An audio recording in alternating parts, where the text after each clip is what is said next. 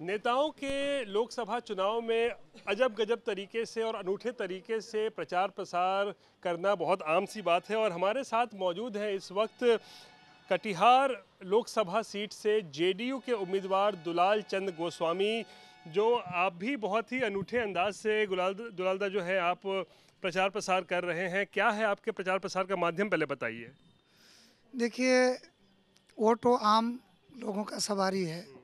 Auto से मेरा पुराना रिश्ता भी रहा है और रिश्ता कभी कभी समय पर काम भी देता है, चाहे सांसारिक जीवन में हो चाहे रोजगार के क्षेत्र में हो। तो कभी इस ऑटो को चला करके लोगों को हम गंतव्य तक पहुंचाने का भी काम किए और वो भी मेरा जीवन का एक समय था। और इस बार का चुनाव में भी हम लोग हमारे साथियों ने कहा कि दुलालदा ऑटो आप ये किए हैं तो एक बार ऑटो से हम लोग का प्रचार अभियान चले। तो कुछ दिन पहले हम लोग ऑटो से इसको स्टार्टिंग किए और आज आप आए हैं। तो आज दुलालदा को ऑटो चलाने आता है? नहीं, हम तो ऑटो चलाए। पटना के सड़कों पर लगभग 1.5-2 साल हम ऑटो चलाए, उस समय जब हम ग्रेजुएशन पार्ट 1 में पढ़ते। हम आपसे आगे बात करेंगे, आप पहले हमको दिखाइए कि कैसे आप ऑटो चलाते हैं जरा सा, और अपने प्रचार की शुरुआत कीजिए आज का।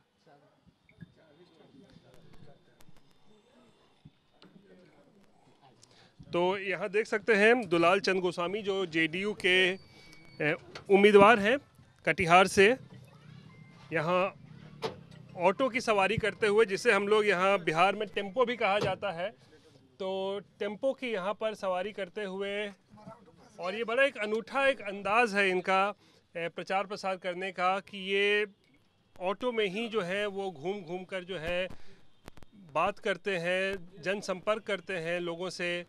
और ये बड़ा एक अनूठा अंदाज़ है जो।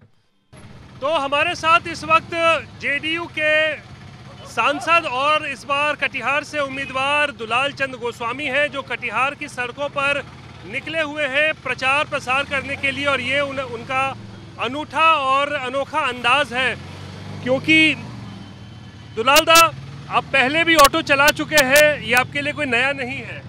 नहीं, पहले भी चला चुके हैं। स्टूडेंट लाइफ में 1987 में जब कुछ परिस्थिति आई फ्लड उलट के कारण घर में, तो उस समय हम पटना में गए, तो उस समय भी घर की स्थिति को ठीक करने के लिए हमको ऑटो चलाना पड़ा था।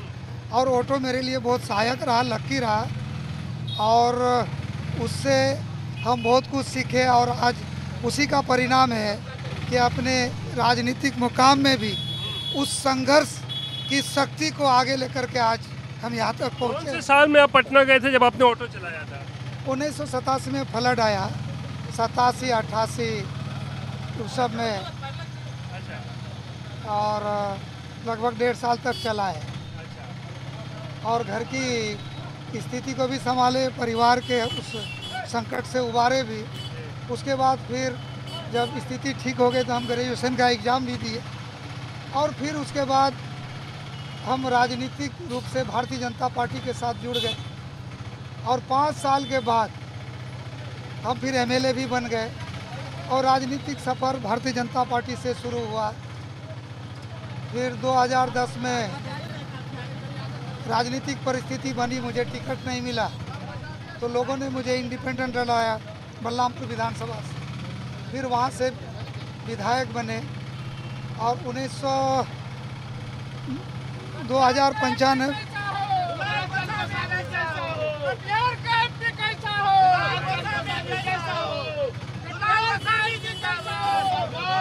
और 2019 में, फिर 2019 में एनडीए से प्रत्याशी बनाया कटिहार लोकसभा का।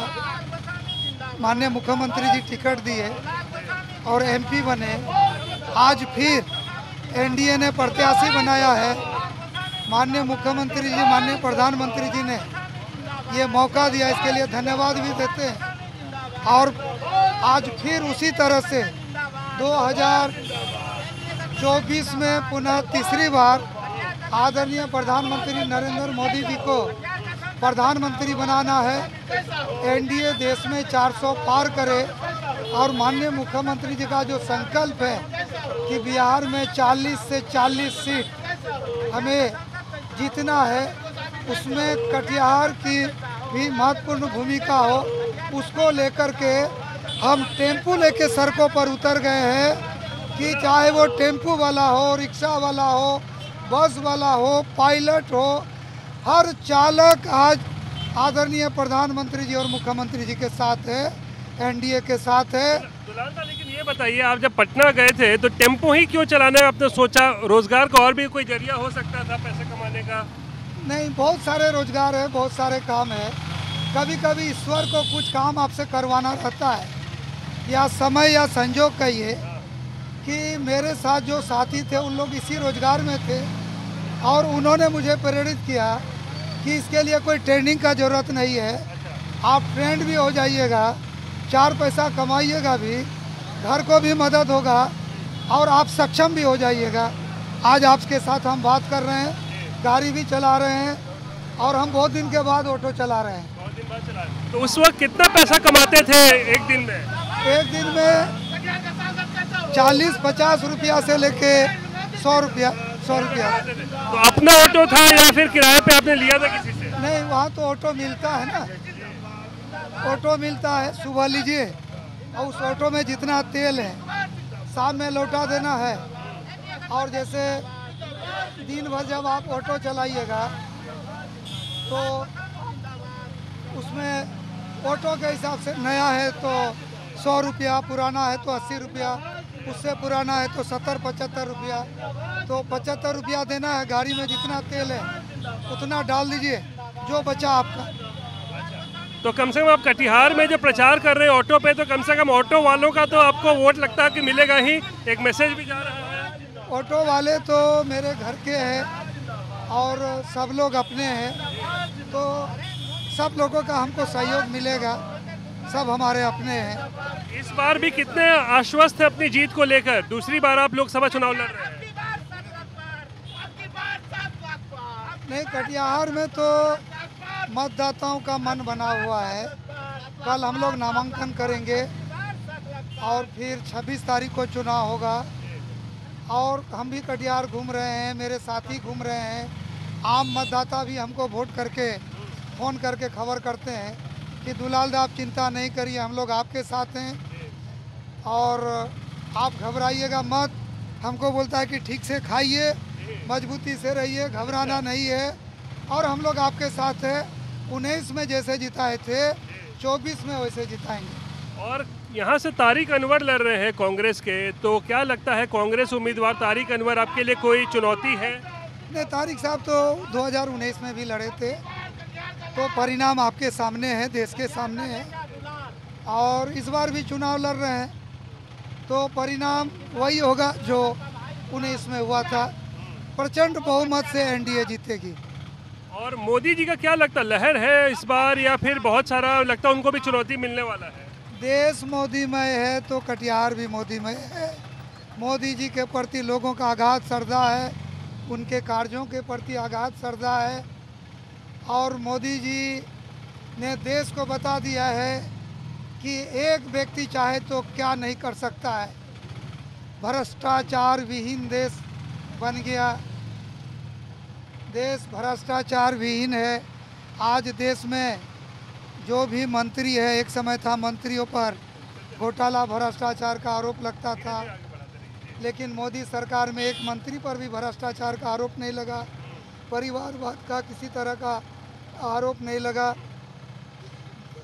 जो देश क्या है अब की बार मोदी जी कहते हैं देश की संचित निधि जो है देश के लिए लग रहा है और अब की बार तीसरी बार आदरणीय नरेंद्र मोदी जी की सरकार, इसको अब कोई रोक नहीं सकता है। और इसलिए जो इंडिया गठबंधन को आदरणीय नीतीश कुमार जी ने पूरे देश में घूम घूम करके एकत्रित किए, वो इंडिया गठबंधन नीतीश कुमार जी को नहीं समझ सके और आदरणीय प्रधानमंत्री जी ने उस नीतीश जी को, उस सक्षम व्यक्तित्व को अपने साथ ले लिए। अगर नरेंद्र मोदी जी राम है तो नीतीश कुमार लक्ष्मण है और राम लक्ष्मण मिल गया तो किसका संहार होता है वो तो होना तय अब की बार 400 पार तय है। तय है। ये दरअसल उनका जो दिन भर का जो है इसी तरीके का सिलसिला रहता है। वो जगह जगह पर जो है जहाँ संभव होता है वो ऑटो की ही एक तरीके से कहें तो ऑटो चलाकर वहाँ पहुँचते हैं और एक संदेश भी देने की कोशिश करते हैं। और ये बड़ा एक उनका अनोखा अंदाज है प्रचार प्रसार करने का। और इस बार भी उनका कहना है कि उनकी जीत जो है इस बार निश्चित है और इसको लेकर वो बड़े आश्वस्त भी हैं। लेकिन नेताओं के रंग रंगीले तरीके होते हैं, अनूठे तरीके होते हैं, अनोखे तरीके होते हैं प्रचार प्रसार करने का। और वही इस बार कटिहार में भी देखने को मिल रहा है, जहां जेडीयू प्रत्याशी टेम्पो चलाकर जो है प्रचार प्रसार कर रहे हैं, वोटों की अपील कर रहे हैं। और शायद इसलिए इन्हें यहाँ पर टेम्पो वाला सांसद भी कहा जा रहा है। कैमरा पर्सन दीपक कुमार के साथ रोहित सिंह, कटिहार आज तक।